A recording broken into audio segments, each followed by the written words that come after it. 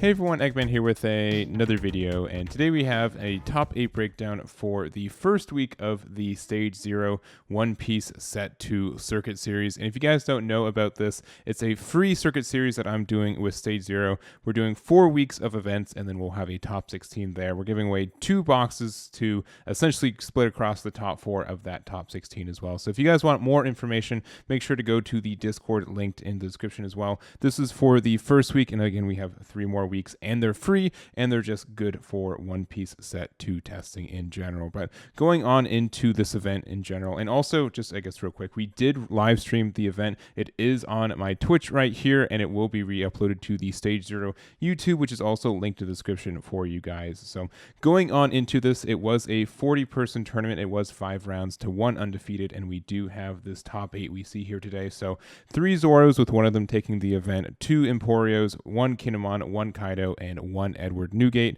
as well as if you look at the total leader breakdown, we did have a lot of Zoros, a lot of Emporios, 6 Newgates, 6 Smokers, which a lot of people did try to play Smoker, and it didn't seem like it worked out too well. 5 Kinemons, 4 Kaidos, 2 of the Usus Captain Kids, and 1 of the Law, both Luffy's, and a Zephyr as well. So honestly, pretty diverse for what we are, especially since we're kind of in like pre-week 1 for the competitive season, with the North American competitive season starting this upcoming weekend. But I just wanted to make a video going over these top 8, just have a glimpse for people who are entering this format, and I hope it's helpful. So let's go into our first place list. So this is Stephen Bragg's Zoro list that they used to get first place and go 5-0 in this event here. So Zoro, I think I've said this a lot. I think Zoro is, if not the most powerful deck in the format, I think it's going to be the most popular. It's pretty low to the ground. I'd say it's somewhat straightforward for how this deck works. You play a bunch of your 1-drops, you get a lot of the benefits and the pumps for it, and you do kind of well. So obviously we just have a 1-drop kind of army deck, and it's with the help of 1 Curly Dadan, which does look top 5 for just any 1-cost card, which is quite nice. We also do have like Otama already. We have Makino, which is also a 2k counter, but also active main. You may rest this character to give up to 1 of your red characters to the cost of 1 plus 3k power during this turn. So if you need to go in for game, you can use this as a 3 Dawn, so like triple your Dawn up to make a Sunny Kun very large. And kind of go in for there. So really interesting kind of deck for that as well. Nami, I mean, like Otama and Nami are probably 2 of the better cards in the game right now anyways, so having a card that searches it and an archetype that just synergizes with it pretty good is nice as well. So that's kind of like the idea for this deck. You don't have to be too defensive. You see no defensive events, only the Jet Pistol, which you can use to get rid of stuff, especially with the Otama helping you out there. Edward Newgate as well, a pretty strong card for this deck, and in general, I think this card is great at being aggressive, because most of the defensive decks need to be flexible with what they do with their Dawn. And so if you have to play this on turn 9, you can't really respond to what your opponent's putting down on the other side of the board either. So in an aggressive deck where you've always have the control of the pace of the game, at least on the earlier side of the game, being able to say, all right, turn 9 or 9 Dawn turn, bam, play this. I'm a 7k leader on offense and defense, and then I have a 10k swing every turn, unless you try to get rid of this guy too. So just a really strong deck. I don't think we're going to have any lack of Zoro in these top 16s moving forward, and congrats again to Steven for their finish there.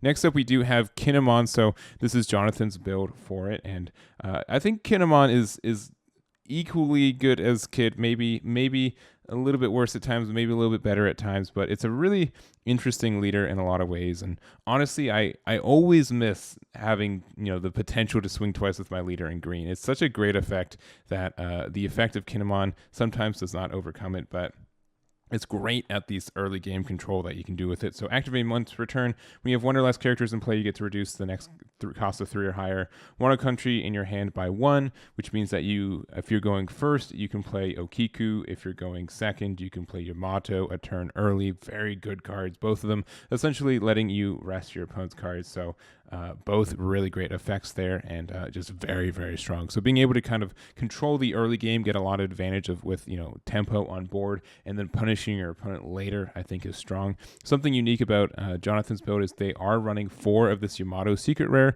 It is within the Wano country, and it is very strong for what it is in general. And if you're able to be like really aggressive on like tiny blockers early game, I think it makes sense to say, you know what, I can play this, and I can even play this like a turn early too, because it is affected by the Kinemon leader skill too. And then the double attack banish is very strong in a game like this, so it makes your opponent really have to get out of a lot of resources for these swings, and it just does very well at that. So I think that's good for the deck in general. I do like the add of the X-Drake, and then a 7-drop Kid and the 8-drop Koizuki Odin. And honestly, like, I feel like this deck really revolves around finding this card on curve or near it, since it's able to attack twice in the same turn, similar to what the Usus Captain Kid leader does. That's great. And also, even if they want to get rid of this card, you pretty much get a 3-drop, which means you get a Raizo, an Okiku, or Aizo from your deck, and you get to play it, which I think is cool too. I don't like Trafalgar Law in my builds of Kinemon, so removing it I think is a good call.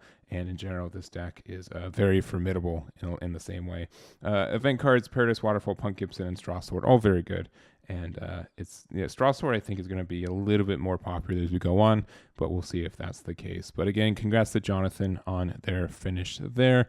Next up, we do have Dominic with Kaido, and this is a really interesting build of Kaido. Like, there's a lot of 1-ofs, a lot of 2-ofs, and a lot of personal picks, but in general, it's still just a set 1 Kaido. I guess it's a set 1 plus film Kaido. The only card that we have new in this one is the Hell's Judgment, which honestly, this is a fantastic counter for the deck. So for 2, you have to use Dawn -1. You give up to 2 of your opponent's leaders or characters minus 3k power during this turn, and also as a trigger, if your opponent has 6 or more Dawn, your opponent returns 1 of their Dawn to their Dawn deck. So being able to unramp your opponent 1, I think, is very strong. And also, this can prevent 2 attacks, including the fact that it gives it minus 3k power during the turn, means that if you're playing something that attacks more than once, for example, they use this Kid, or like the Odin we just saw, this just prevents it from doing as much damage. So it's really great. It's also good for kind of punishing your opponents who put their Dawn on cards early, and I think that's good too. So that's a really good card. Otherwise, Kaido is moderately the same in a lot of ways.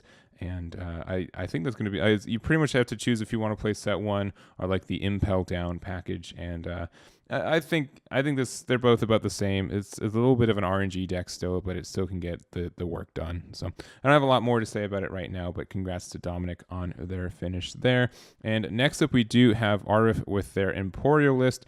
And I really do like Emporio in this card game. It's very fun. The way it plays is totally different. And in general, like, all the leaders that we get, at least the kind of good leaders, play different games, which is, I think, really cool for just the second set. So Emporio, I think, is strong. The only thing with Emporio is that I think it'd be very hard for me personally to play this, at a high level for like 7+ rounds, because it is really particular about how you set up the top cards of your deck and how you cycle and just everything else. That there's a lot of decisions you have to make, and you have to be really, really well versed in the leader and the archetype to kind of do it successfully. So, but for this build, honestly, a lot of this deck is pretty similar. It kind of reminds me in Dofi too. Like, this is kind of like a flavor of Dofi, honestly. If you like Don Quixote do Flamingo, I think you like this deck in a lot of ways, because again, it's dependent on putting the top cards of your deck in the order that you need to. So that's why you're still running Don Quixote and Perona to help you do that.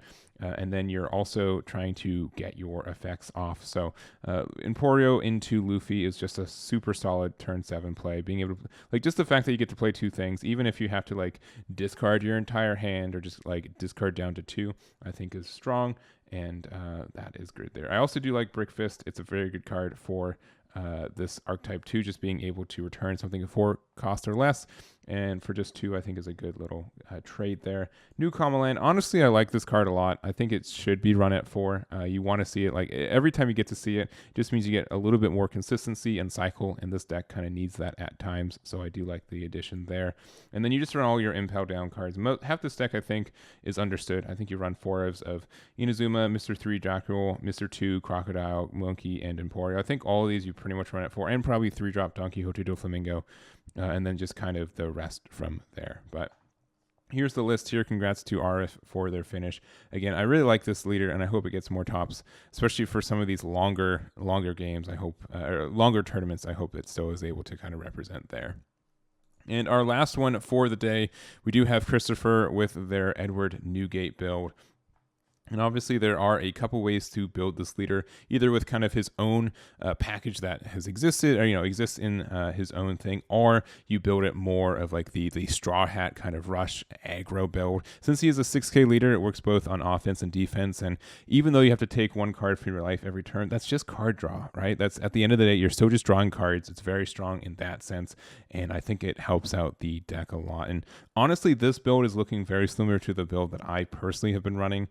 I don't think Newgate is really good in this leader all the times, and it's kind of how I said previously with Zoro, right? If you put Newgate in your deck, you pretty much have to play it every turn 9, right? Or every time you're at 9 Dawn, right? Because you want to be able to get use from it, but sometimes playing it means that you can't react to what your opponent's doing, and if you can't react to what your opponent's doing, or like what you're reacting is just giving yourself an 8k leader, but then you're still down to like 2 life. Sometimes that's not enough, and you can just get, be dead on the board, right? So you want to be able to try to react to what your opponent's doing a lot of times, and I don't think the 9-drop is as good as that with Newgate, especially since he's weirdly fragile at times with just how much of his own life he takes from the life area. So it's a weird balance, and I think that it's just tough to play it in this deck at times. But I do think Moby Dick is a really good card. I thought it was bad, but I was wrong. This just wins you the game a lot of the times too.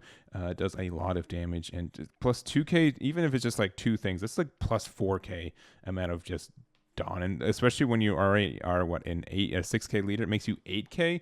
That's really good. It's really good. I would not sleep on that. So that's something I think I was wrong about, and I think you should consider looking into more for this deck, and I think it's very strong there. So honestly, I think Newgate is nice. I know it gets a little bit better in set 3. I think people are going to be playing it as well. It's on my list for a regional deck for this weekend too, so I still have to figure that out. But hopefully you guys enjoyed this breakdown. Hopefully it gives you a little bit of ideas of what to run yourself in your own builds, and I hope you guys appreciated this video. Again, make sure to check out Stage 0, links in the description for not only the next re-upload of the event on YouTube, but also to check out for where to get the notifications for the second week of the circuit series if you guys are interested. Again, it's super free. You guys get prizes for doing well potentially, and it's just really good practice for this format. So that's going to be it for me. Again, thank you guys so much for watching. Enjoy and have a good one.